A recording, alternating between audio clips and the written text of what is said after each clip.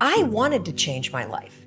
And I think most people that are miserable or that are really like dying to be great and dying to have more, we want to change. We want to live a better life. We want to create more for our families. We want to be happier. The desire is there. Again, it's about how do you go from knowledge to action. So the first thing in this story that's important is realizing that the answer was in me. And my mind was telling me, pay attention. It's your job to push yourself. All performance, all improvement in personal performance begins with an improvement in your self-concept. All improvement in personal performance, in what you do on the outside, begins with an improvement in your self-concept, in your beliefs about yourself. When you change your beliefs about yourself on the inside, you change the reality of your life on the outside. You need to understand the subconscious mind of yours. Your subconscious mind rules your life. 96 to 97% of everything that you do is done as a result of your subconscious mind. And when your subconscious mind gets programmed, it goes ahead and responds to whatever it is your conscious mind has placed into it. The subconscious mind of yours is most impacted by your feelings.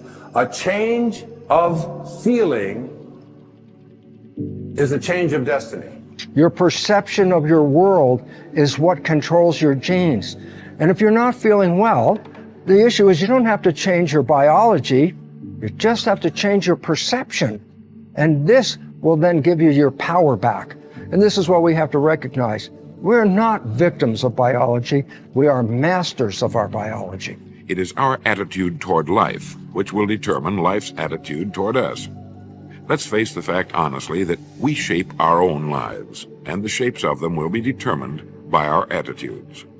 A person with a poor attitude toward learning, for example, isn't going to learn much until he changes his attitude. If we take the attitude that we cannot do something, we generally will not do it. An attitude of failure, and we're whipped before we start. So we know then that what we receive from life, what we accomplish or fail to accomplish, is due in large measure to our overall attitude.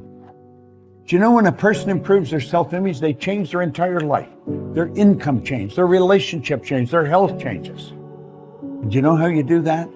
Start studying you. Start to find out more about you. There's something phenomenal about you.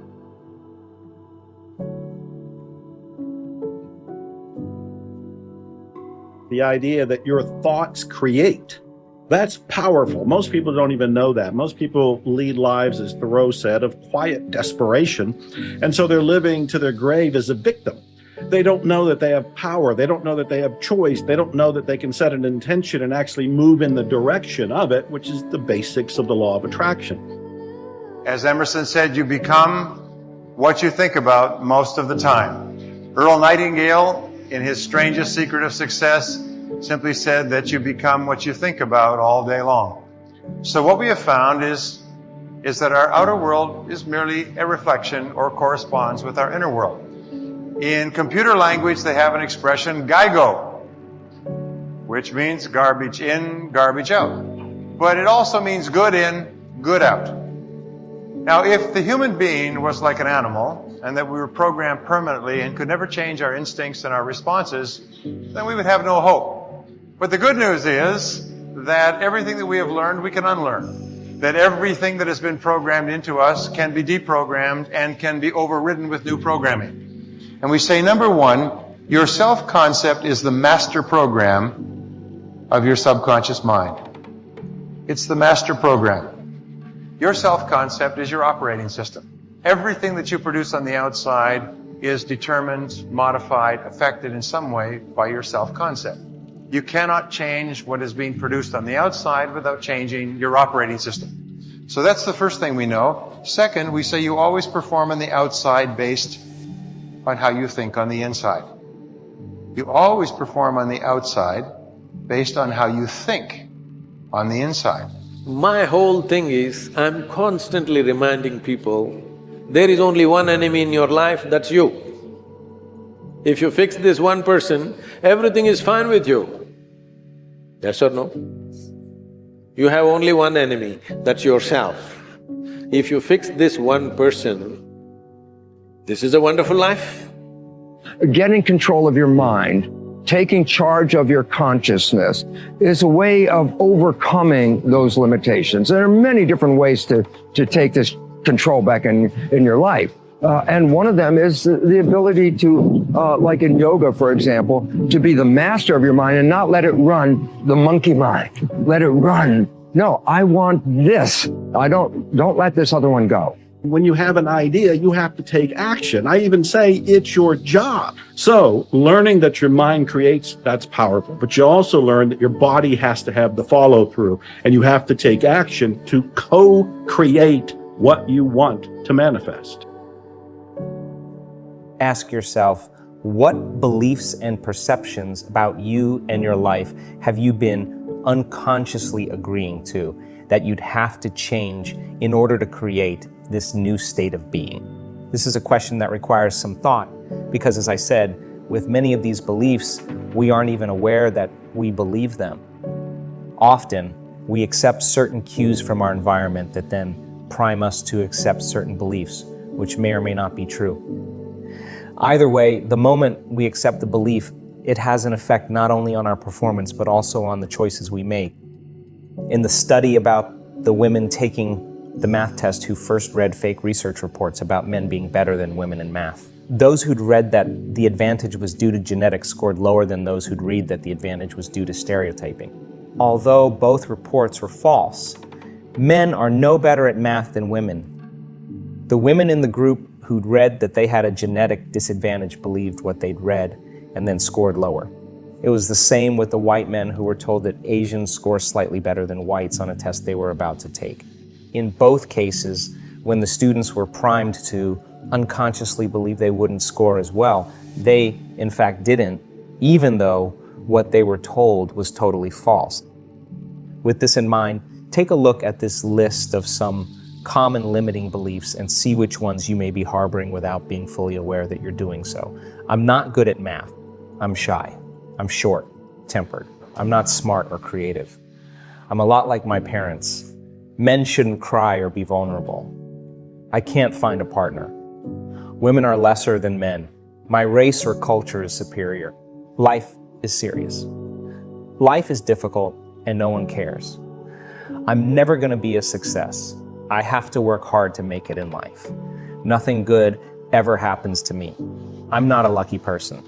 Things never go my way. I never have enough time. It's someone else's responsibility to make me happy. When I own this particular thing, then I'll be happy. It's hard to change reality. Reality is a linear process. Germs make me sick. I gain weight easily. I need 8 hours of sleep. My pain is normal, and it'll never go away. My biological clock is ticking. Beauty looks like this. Having fun is frivolous. God is outside of me. I'm a bad person, so God doesn't love me. I could go on forever, but you get the idea. Since beliefs and perceptions are based on past experiences, then any of these beliefs that you happen to hold about yourself came from your past. So are they true, or did you just make them up? Even if they were true at some point in time, that doesn't necessarily mean that they're true now. We don't look at it that way, of course, because we're addicted to our beliefs. We're addicted to the emotions of our past. We see our beliefs as truths, not ideas that we can change. If we have very strong beliefs about something, evidence to the contrary could be sitting right in front of us, but we may not see it because what we perceive is entirely different. We've in fact conditioned ourselves to believe all sorts of things that aren't necessarily true, and many of these things are having a negative impact on our health and happiness. Changing beliefs may be difficult, but it's not impossible. Just think what would happen if you were able to successfully challenge your unconscious beliefs. Instead of thinking and feeling, I never have enough time to get everything done. What if you instead thought and felt, I live in no time, and I accomplish everything? What if instead of believing the universe is conspiring against me, you believed the universe is friendly and works in my favor? What a great belief. How would you think? How would you live? And how would you walk down the street if you believed the universe works in your favor? How do you think that would change your life? When you change a belief, you have to start by first accepting that it's possible, then change your level of energy with a heightened emotion, and finally allow your biology to reorganize itself.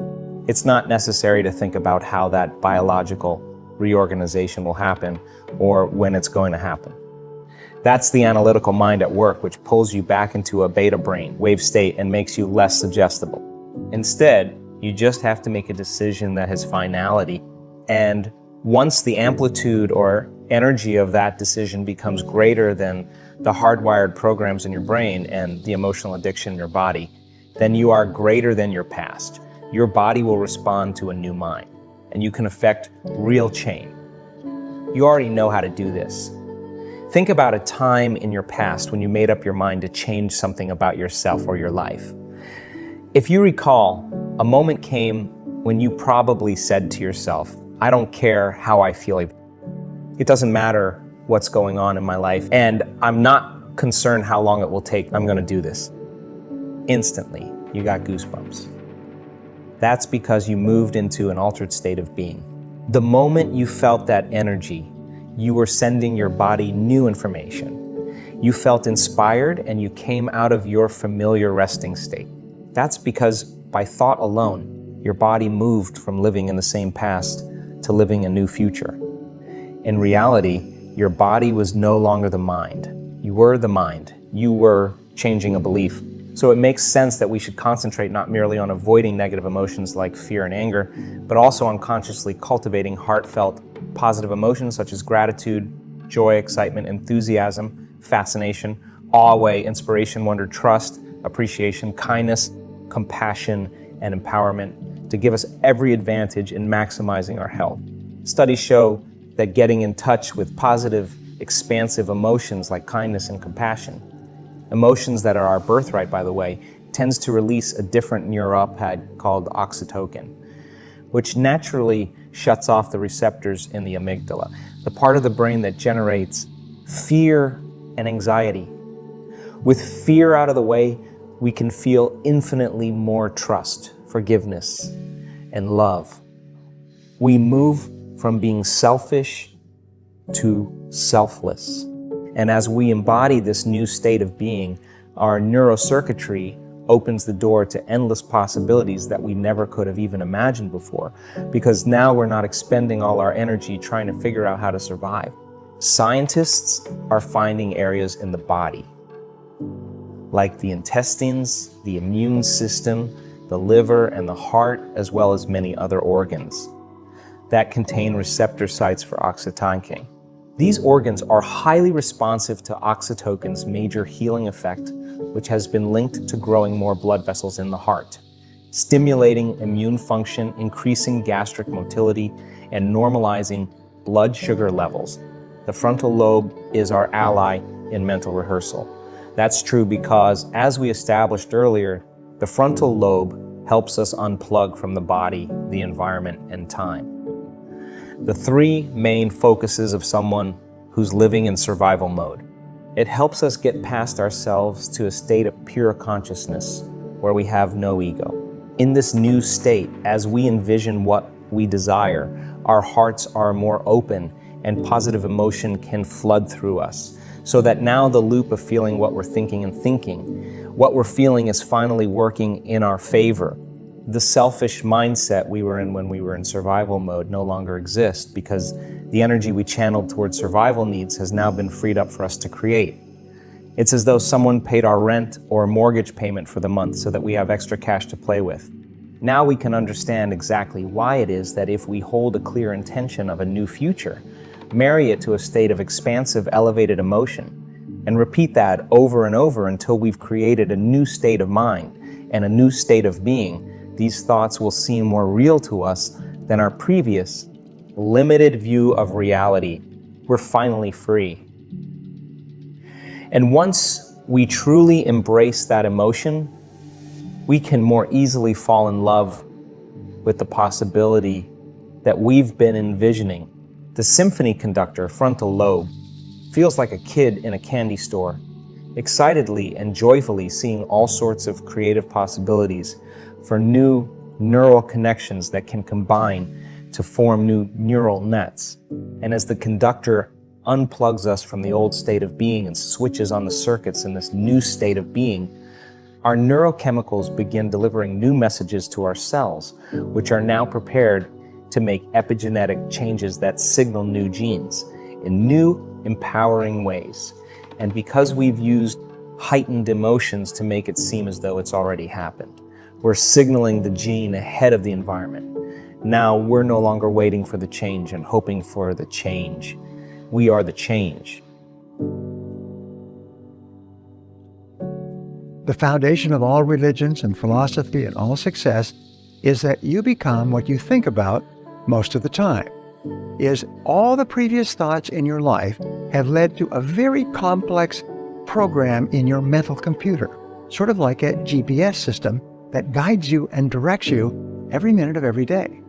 If you want to change the results you're getting in the outer world, you have to reprogram your system so it takes you to a different destination. Tragedy and other great obstacles befall all of us. And in these moments, our minds are flooded with doubt. We ask ourselves questions like, should I give up? Is this even possible? Or why me? Leading us to a negative mindset. But we don't have to stay there. The only question that we have when facing great obstacles is, how will you respond? You have a choice. And when you shift your mindset towards the positive, you will quickly realize that there is a reservoir of untapped potential waiting to be released by you. For me personally, when I wake up in the morning, I ask myself the same exact question every single day. And that question is, what is the greatest ideal of myself that I can be today? Now, there's enough science to support this concept that when we begin to become conscious of our unconscious thoughts, we begin to notice our unconscious habits and behaviors, and we begin to pay attention to our emotions. The fact that we are observing those aspects of the old self means that we're no longer the old self. We're begin to become consciousness observing the old self. So my process is to become conscious of who I no longer want to be. You have to kill the anger, kill the addiction, kill the unforgiveness. You can stop the plague, but as long as you allow these things to live, it's going to kill your dreams, kill your peace, kill your freedom, kill your purpose. Now be a Phineas. Have the courage to step up. Our attitude should be, this may have been passed down, but it's not going to get past me. This is where it ends. This is where the depression stops. This is where the addiction, the low self-esteem, the poverty mindset comes to an end. Don't live with the dysfunction, break the dysfunction. Start your day with power and know that you are enough. You are enough and you have what you need to succeed. You are enough. You're equipped for greatness. You're powerful beyond your greatest imagination. In business, sports, and life, you have to develop a championship mindset. What sets you apart from the pack. Once an obstacle confronts you, you're going to kick it down. You're going to overcome. You're going to rise. If you believe that there's very little potential, how much action are you going to take? Nothing. Nothing, little. And when you take little potential with a little action, what kind of results do you get? Lousy little results. And when you get little results, what does that do to your belief? You go, see, I told you this was a waste of time, told you this wouldn't work. And then what happens? You tap even less potential, you take even less action, you get even worse results, and your belief gets even weaker. And this sucker feeds on itself until you are in a downward spiral. It's poisonous. It's poisonous and it's self-fulfilling. This feeling that I've been living by for the last 20 years is actually guilt. I didn't know it was guilt because it just feels like me. And all of a sudden, as you start becoming conscious of it, you're beginning to objectify your subjective self. You're pulling out of those programs, and nobody likes to do that because it's uncomfortable. They'd rather turn on their cell phone, start texting, get on the internet, watch TV to distract them from that moment. And that is what they have to move through in order to get to their own personal freedom. So the first step is becoming conscious. Events in our lives are only experiences. Our experiences are not our identity or our self-worth. We do not want to focus attention on the experience.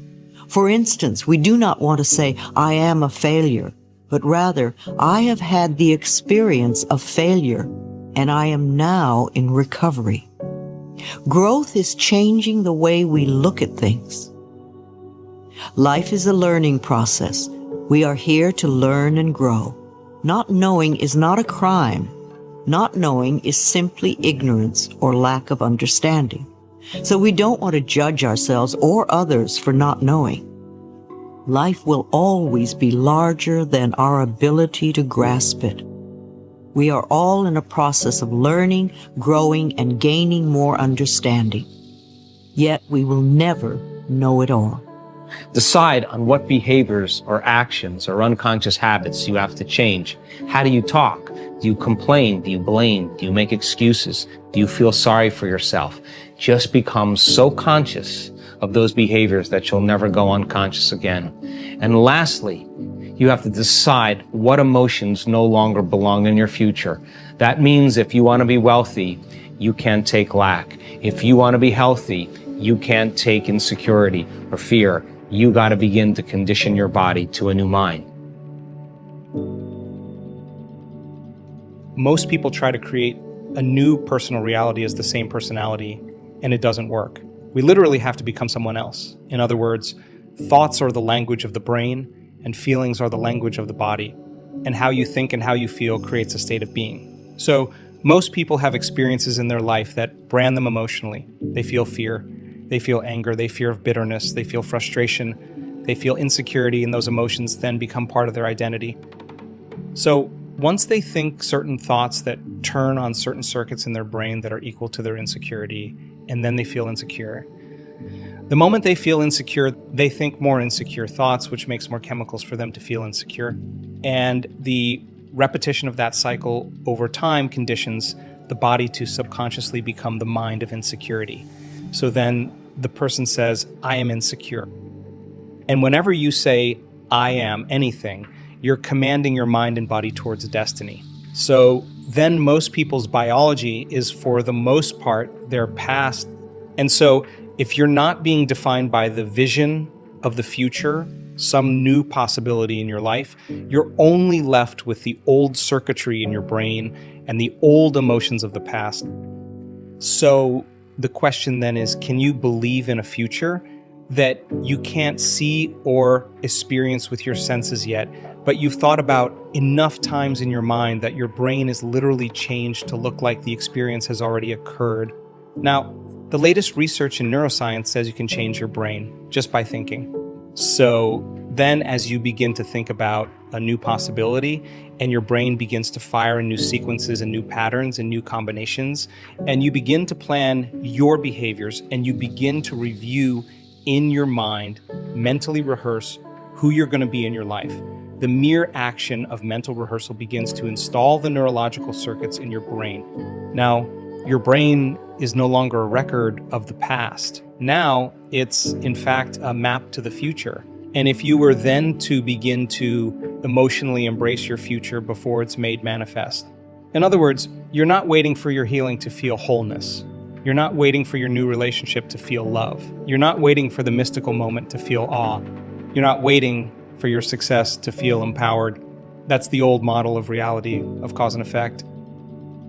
Aristotle wrote in his famous Nicomachean Ethics that the common aim of mankind is to be happy.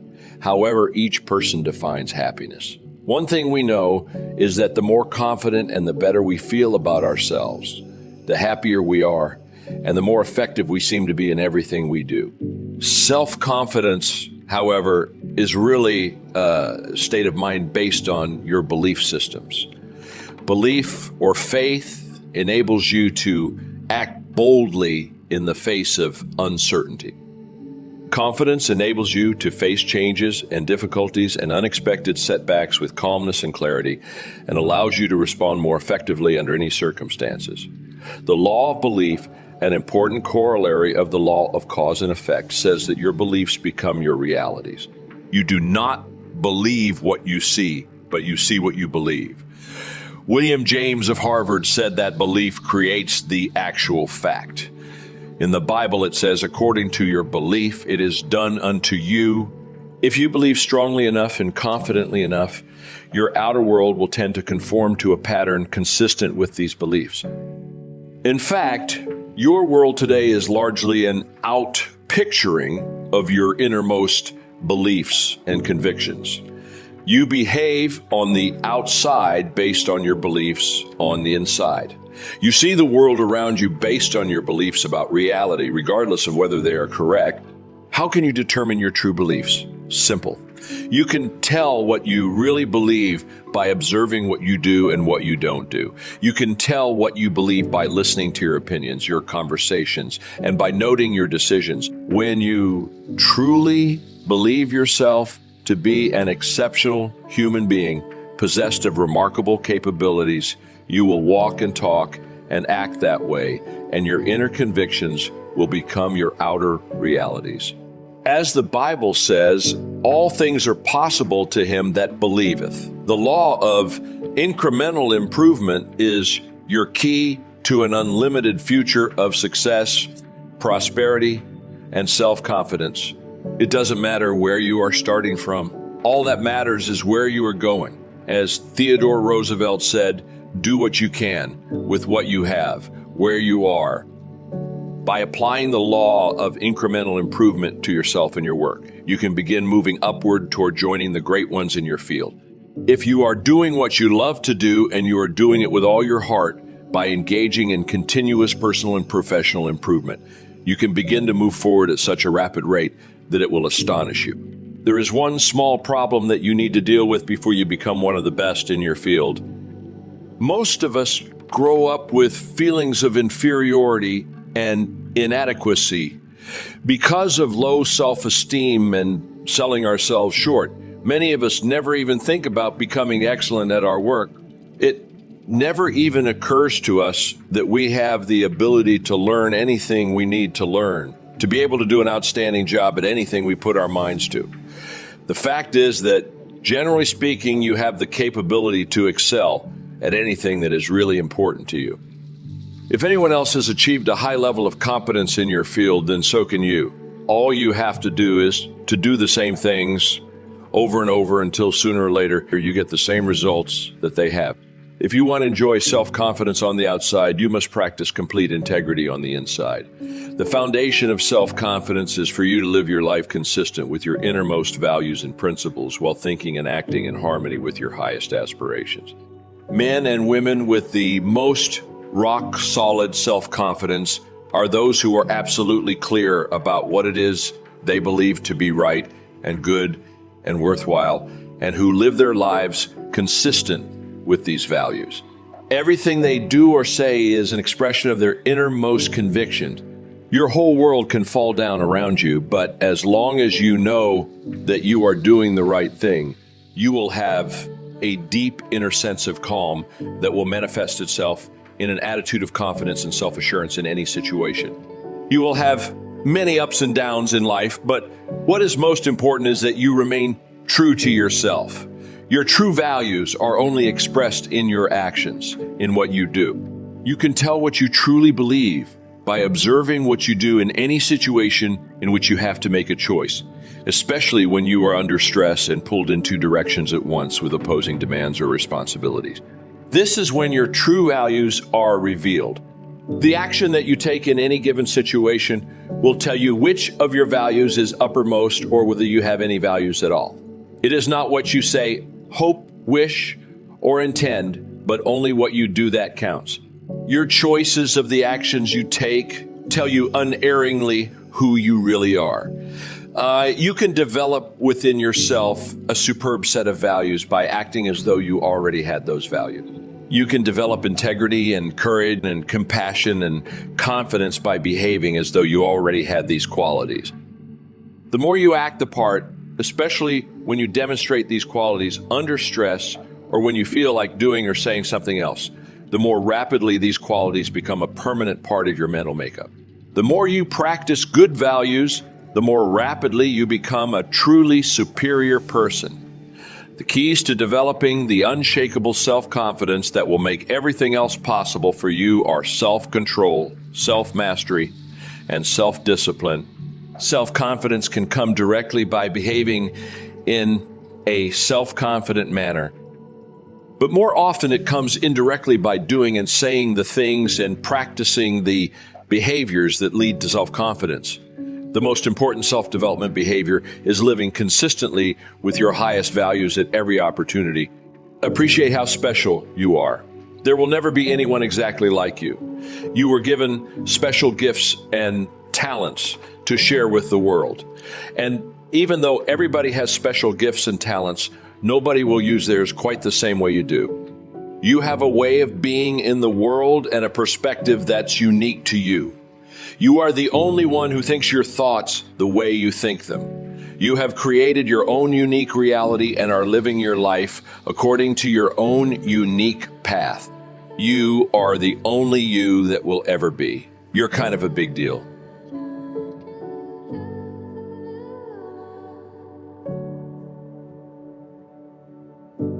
Mediocrity is everywhere right now. We surround ourselves around people that make us feel great. They tell us what we want to hear. We like that person who says, hey, you know, man, I don't feel good today, man. And they say, oh, it's okay, brother. Take a day off. That's the mediocrity of life. We want to be the best amongst the average people.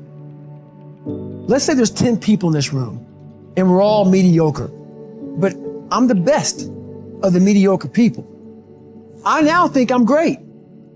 The second we put ourselves amongst the uncommon people, we don't like that feeling, that challenging feeling of that person who's waking up at 3:30 in the morning and say, hey, push on, we're going for a run.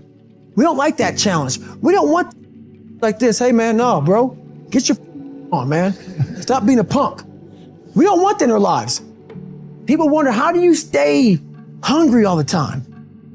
Because after I accomplish something, I don't sit back like a lot of guys who graduate buds, graduate this, graduate that. They get comfortable. They wonder why I'm getting weak, man. I don't know, I lost my edge. What's going on? Because once you hit the top of the mountain, guess what happened?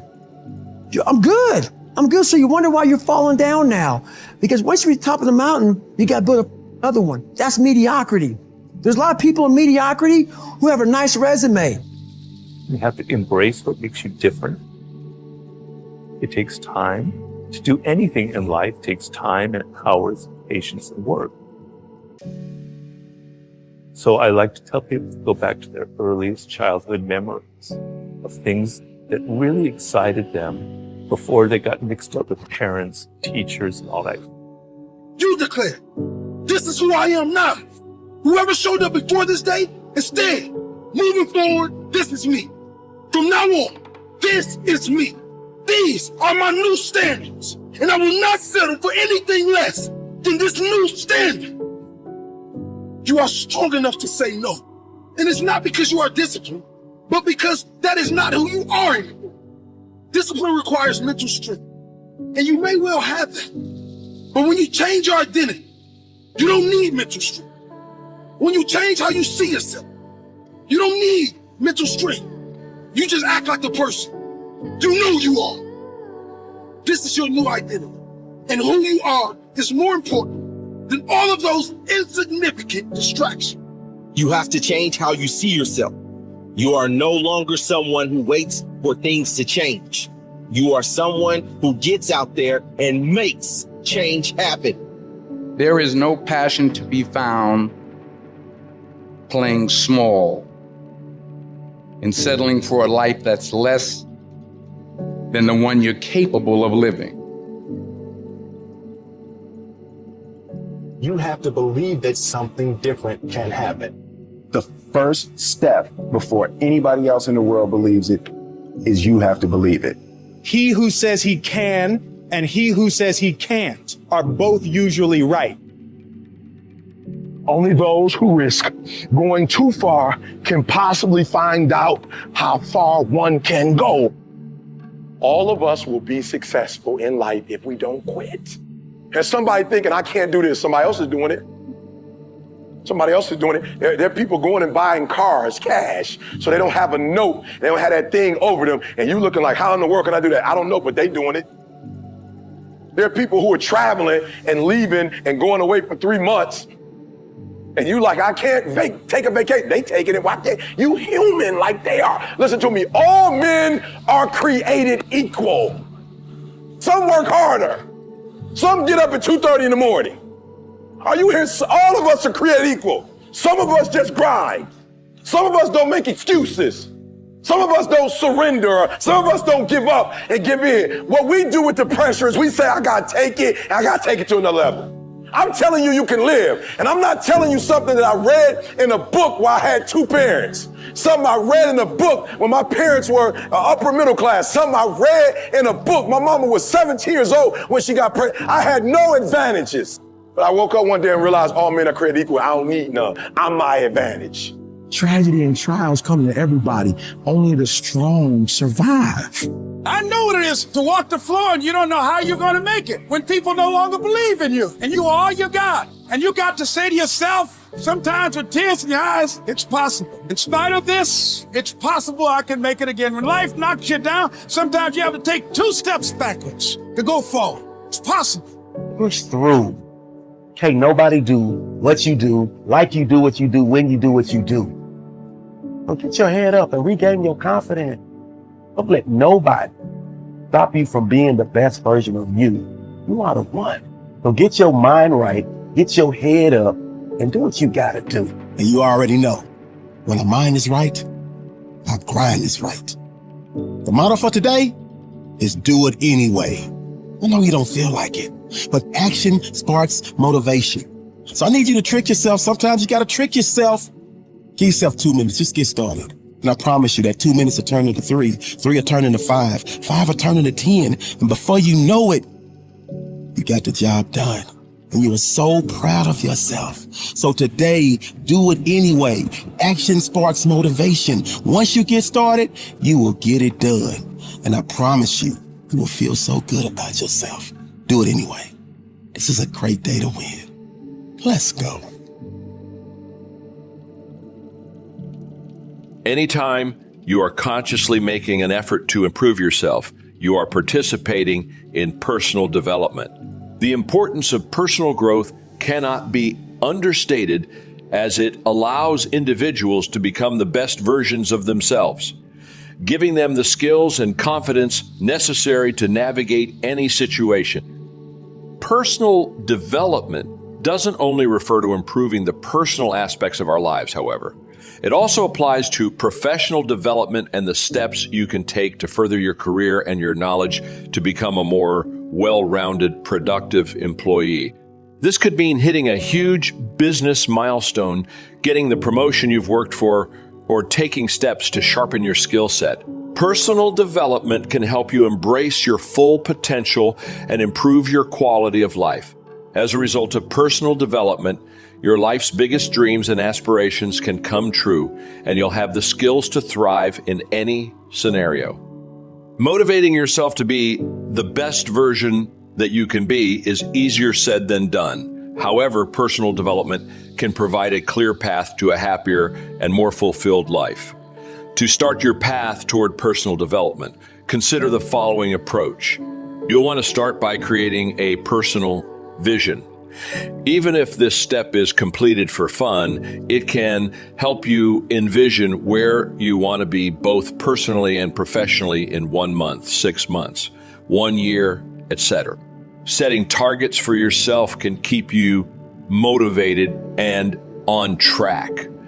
Refer to these goals often to ensure you are taking the necessary steps towards success.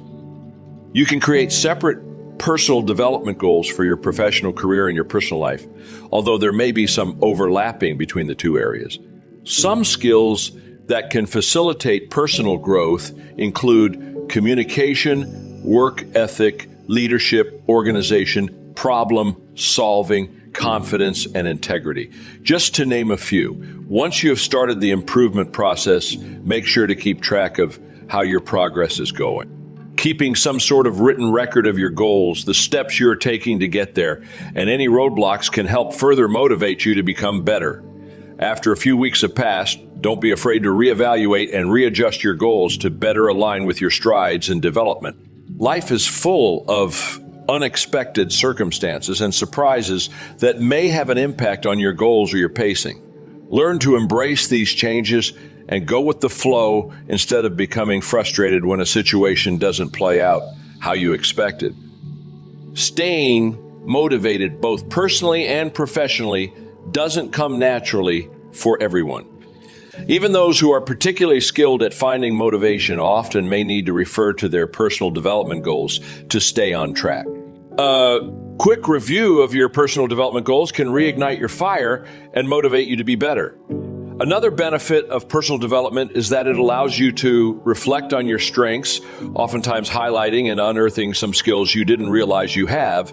If you're unsure what is considered to be a talent, know that it is something that you can complete with relative ease. Feel comfortable doing. Don't require supervision while doing it. As you reflect on your development learning process, reflect on the current talents you possess in addition to the talents you wish you had. This can act as a roadmap if you need to focus on developing certain skills in the future. Stepping back and evaluating your current skills can give you the push you need to further lean into them and refine them. It's only natural if one of your reasons for personal development is to improve upon your current skills and talents, even if it means failing along the way. Are you particularly skilled at communicating? Are you a natural leader and you don't even realize it? Personal development allows you to pinpoint where you excel and can make you even better at your existing skills. Embrace scenarios where your current skills let you down and know that failing is expected on this journey. In fact, failing is one of the hallmarks of personal development, and it will only propel you further into success in the future. Take failing as an opportunity to further improve your skills and improve upon them. Succeeding in life has always been a matter of doing that which the great majority does not do. Now, let's keep this in mind as we get into this business of goals. It isn't that I want to make an invidious comparison between the 5% and the 95%. Not at all. That's just the way it is. And if we don't recognize it, it will be to our cost. If you can tell me what you want, I can tell you how to get it. You see, the trick is not in achieving our goals. It is in establishing them. A ship would never leave a harbor if it did not have a destination. An industrial plant would never open its gates if it did not have a product or a purpose. Football would not be played without goalposts, nor would baseball without a home plate. Every business operates for a purpose. Every game has a reason. Getting back to the analogy of our ship, if you were to climb to the navigation bridge and ask the captain the name and location of his next port of call, he would tell you immediately. There's not the slightest doubt in his mind. Can you tell anyone your destination just as quickly and in one sentence? The captain of the ship knows that he can arrive at only one port at a time. He knows that it's impossible to arrive at two.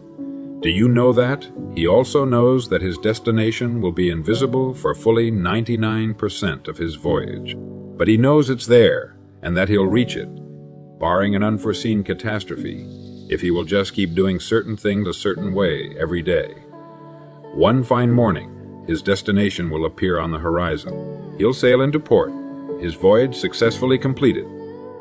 When his business has been accomplished, he'll then sail to another predetermined port of call. And this will take him and his ship from one success to another for the rest of both of their lives. By understanding that he can reach only one port at a time, the owner of ship can, in the short space of a very few years, reach hundreds of ports successfully. There'll be problems, lots of them, but they'll be solved, and the ship will steam its solitary course over the deep oceans of the world, devoting its life to accomplishing its mission and contributing its share to the welfare and economy of the world. Men and women who follow this sensible, obvious, and meaningful way of life will do the same. But the paradox is that most are like ships without rudders. They're subject to the whims of wind and tide, and while they hope they'll one day arrive in a rich and bustling port, you and I know that for every narrow harbor entrance, there's 1,000 miles of treacherous and rocky coastline. The chances of their just drifting into port are 1,000 to 1 against them. These are the unfortunate people who, not knowing the rules, believe that circumstance controls our lives. They believe in luck and superstition, fate, the breaks. They believe that success comes as a result of who you know, not what you know. And while they cling to their false alibis, life passes them by, for the rules of life are just, and they are checkmated, without haste, but without remorse. Now what about you? Remembering that the definition of success is the progressive realization of a worthy ideal. What's the ideal toward which you are working? Now, today, yesterday, and tomorrow? Can you write it in one sentence? Is your goal sharply and clearly defined? I could tell you how you could be and have anything you set your mind on in 5 years. To better understand this, you must examine one of the most overlooked facts in the world. It is that every job, no matter what it may be, holds somewhere within itself the key to everything we want in life, the key to greatness. But we must look for it, and we must think. Decide to become a professional at your business. You see, we can either compete or create. If we compete with all the other people in our line of work, we must be willing to accept the same rewards. If that's what we want, fine. But if we want to become professionals at what we do, then we must create. And when we begin to do this, there's no limit to that which we can achieve.